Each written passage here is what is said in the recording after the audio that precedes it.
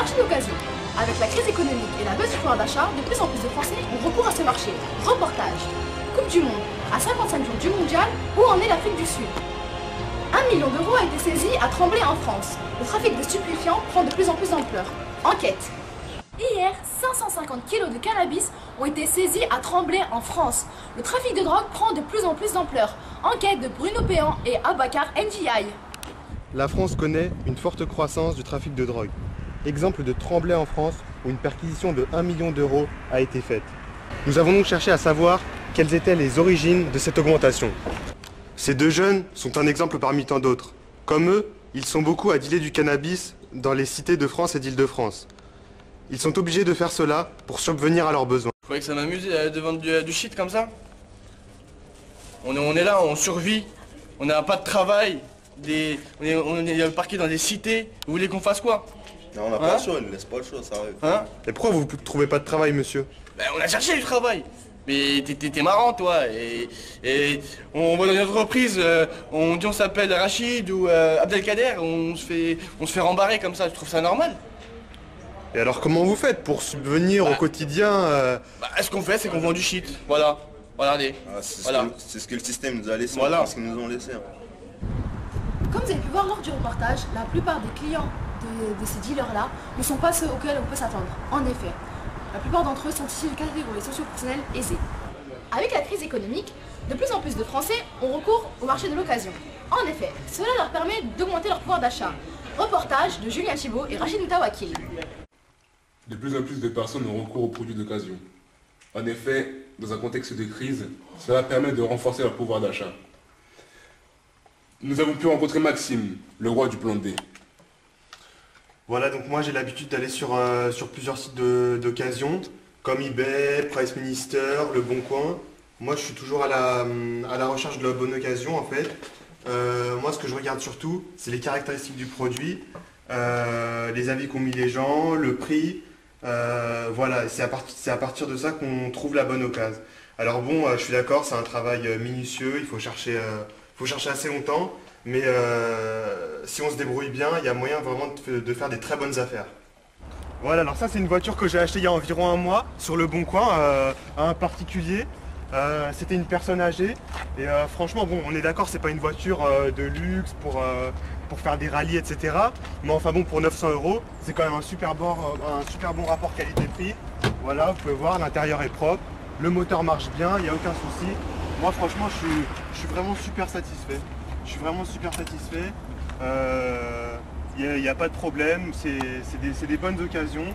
Voilà, faut regarder de temps en temps, vous voyez, le moteur marche bien. Vous voyez, il n'y a pas de problème. Je peux même faire un petit tour avec, il n'y a vraiment aucun souci. Comme d'habitude, nous allons répondre aux questions que vous vous êtes posées grâce à notre spécialiste Patrice. Bonjour Patrice. Bonjour Laïa. Alors Patrice, nos internautes se demandent quels sont les risques du marché de l'occasion. Écoutez, le premier risque de ce marché est qu'il n'y a pas de garantie. D'accord. Si vous achetez un produit et que malheureusement il y a un problème, vous ne pouvez pas vous le faire rembourser. D'accord. Et bien évidemment, la description du produit peut être faussée. Vous pouvez mettre une belle image du produit sur internet et quand vous le recevez, Être déçu. Totalement les gars. D'accord. Mais rassurez-vous, chers téléspectateurs, hein, ces problèmes ne sont que marginaux. Ils D'accord. existent plutôt très rarement. D'accord, donc les avantages sont plus importants que les risques Que les finalement. risques, exactement. Patrice, la deuxième question que se posent nos internautes, c'est quels sont les produits que nous pouvons trouver sur le marché de l'occasion? Écoutez, absolument tout, sauf bien évidemment de la nourriture. Bien évidemment. Ça va du plus high-tech au plus banal. Télévision, ordinateur, service. On peut en vendre vos tickets de train par exemple. Hein, si vous avez un problème de dernière minute ou quoi que ce soit. Du plus high-tech au plus banal. Voilà les gars. Je vous remercie Patrice de votre intervention. Merci d'ailleurs. Et à une prochaine fois. À la prochaine. Comme vous l'avez compris, les produits d'occasion sont très avantageux. Sans transition, à 55 jours du mondial, nous allons retrouver notre reporter en Afrique du Sud, Harry Rosenmack. Bonjour Harry. Alors, dans moins de 2 mois, la Coupe du Monde se déroulera en Afrique du Sud. Où en sont les préparatifs? Oui, bonjour Leila. En ce qui concerne les préparatifs, 8 stades sur 10 sont terminés. 6 d'entre eux ont déjà accueilli des matchs pendant la Coupe des Confédérations l'an passé. Reste désormais le Soccer City qui est le plus grand stade avec près de 95 000 places et le Bombela qui fait partie des 5 stades construits spécifiquement pour l'événement. Le problème sud-africain se manifeste en fait au niveau des transports. 3 milliards de dollars ont été consacrés à la remise à niveau des aéroports pour supporter un afflux de passagers de 35% supplémentaires. Sur le plan terrestre, l'Afrique du Sud fait de Johannesburg la plateforme de déplacement à travers le pays en y présentant l'ensemble des modes de communication. On note surtout la présence du BRT, un nouveau système de bus, mais nombreux sont les coins du pays non desservis. Qu'est-ce que l'Afrique du Sud a mis en place pour assurer la sécurité des citoyens qui souhaitent se rendre sur place? Parler de criminalité en Afrique du Sud est une chose tout à fait légitime puisqu'on y ressent 50 crimes, 150 viols et 650 cambriolages chaque jour. Autant d'éléments qui confortent l'avis des détracteurs de l'Afrique du Sud en tant que pays hôte du mondial.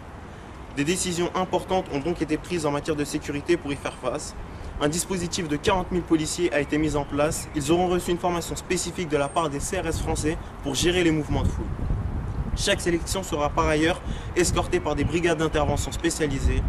Mais on note surtout le fait que l'Afrique du Sud sait recevoir des événements sportifs comme la Coupe des Confédérations en 2009, la Coupe du Monde féminine de golf en 2003 et 2008 et surtout la Coupe du Monde de rugby remportée en 1995. Et Harry, alors avez-vous pris un billet pour le premier match de la Coupe du Monde? Non Léla, je n'ai pas pris mon billet pour le premier match du mondial. Par contre, je l'ai pris pour le premier match des Bleus en tant que fervent supporter de l'équipe de France. Burka, une femme a reçu une amende car elle conduisait avec le voile au volant, ce que les agents ont considéré comme dangereux car réduisant sa visibilité. Pologne. Après l'enterrement de Lech Kaczynski et son épouse, la Pologne est actuellement sans gouvernement. Le président par intérim a donc prévu des élections anticipées qui auront lieu le 21 juin 2010. Chers téléspectateurs, votre journal se termine donc maintenant. Tout de suite après la météo avec Kevin Béliard, suivi de NCS Enquête spéciale.